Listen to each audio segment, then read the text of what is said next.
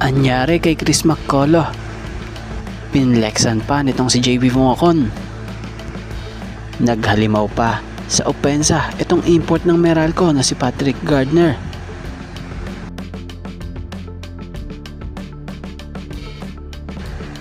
Coach Chot na bad trip pa dito. So tara't ating saksihan ang ilang naganap sa laban ng TNT laban dito sa Meralco sa Game 4 ng semifinals.